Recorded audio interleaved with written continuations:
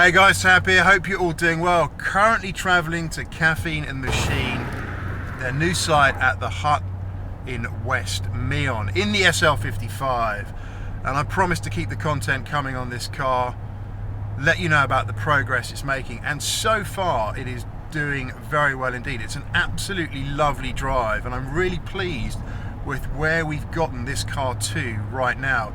In the previous video I spoke about all the things we'd had done to it, so lots of mechanical work and also the detailing, but on the way to the detailers I kind of noticed there was a bit of jerkiness in the car, especially in second gear if you're putting your foot down, and you get a kind of weird scratchy creaky noise, and I'll try and get a clip of that noise from a previous video now for you to hear. But that to me just felt like something wasn't quite right in terms of the engine, specifically the engine mounts, right? And this is an older car and approaching 80,000 miles, and if you get a car that is kind of getting to that age, especially these, you need to be looking at the engine mounts really, and everything was kind of symptomatic of that.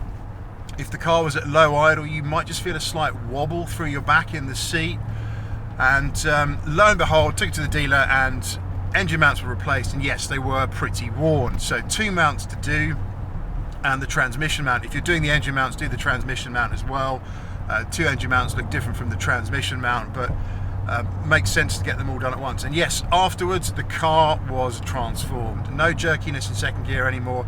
That weird twisty creaky noise had gone completely, and the car just drives much better through the gears. So I'm really pleased with where we're at with this car now. It's absolutely perfect, apart from a small little scuff that was there when I bought it on the front right wing, the offside wing, just underneath the car on the bumper. We'll get that sorted as well, and then the car should be pretty much perfect. Another thing to note as well is, if you noticed the previous videos, the wind deflector, that black thing that sits behind me, had these bizarre reflectors that had been installed on it, these red reflectors, and I couldn't figure out why they'd been put there until I examined the car much more closely and found that yes, they'd been put there as kind of a strategic cover-up for a small tear in the fabric. Now these things, the wind deflectors, when you're driving along with them up, they're only fabric, and if anything hits them it's likely to put a small hole in them, a bit of gravel or something, anything that can sort of fly along and hit them. So yes, these reflectors have been put there to cover up previous misdemeanor, I think, with that fabric. So what we've done is bought a new one. You can't really replace the fabric, so you just had to find a new one on eBay, which is in absolutely perfect condition. And in a moment we can do what this car is built for and get the top down and hopefully turn up to the hut with the top down. And on this road here, it's a real shame now. Well, not a shame from a safety perspective, but they've got average speed cameras all the way down it now, and I used to come down here all the time in my motorbike and of course sticking to the speed limit, but now you have to be extra careful not to get a speeding ticket. So yeah, in a moment we'll get the top down and rock up to Caffeine Machine. And here we are with the top down, which of course is what this car is all about, and it sounds lovely. All of the sound just comes through into the cabin from those exhausts with the top down, and that little reflector issue you can see now is completely solved on the wind deflector at the back. They've gone, and I think it looks much more presentable. They really annoyed me, if I'm honest, and I had to do something about them, so that was the replacement of that deflector that we did. But yeah, the car is looking pretty good and working pretty well right now, so very pleased. On that average speed camera thing down here, to give them their dues, at least they've done it at 60, which is national speed limit, which is half decent. The concern is they do it at 40 or even 30, and then driving down this road just becomes a chore, a painful chore, and takes all the fun, the joy out of it, right? So thank you for at least giving us national speed limit, that's what I will say.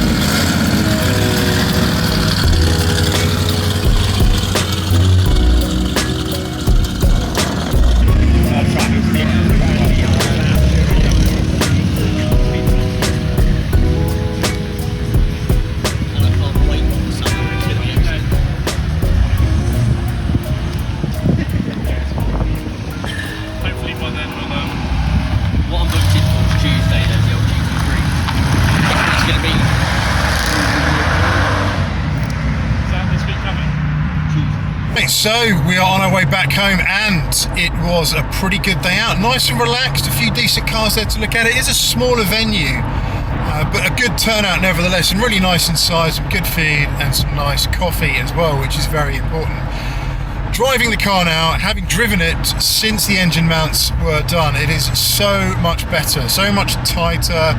All of that second gear jerkiness is completely gone, so I'm really pleased that that's made a difference. So if you've got an R230 in any shape or form that is giving you a bit of a hard time in terms of the way it is just kind of holding itself together, that jerkiness when you're accelerating, and if you're feeling any of that rumble through the seat, then it is probably a good time to change the engine mounts. And I've, reading some of the forums, seen that the engine mounts don't tend to last so long in these, or they go probably before they should.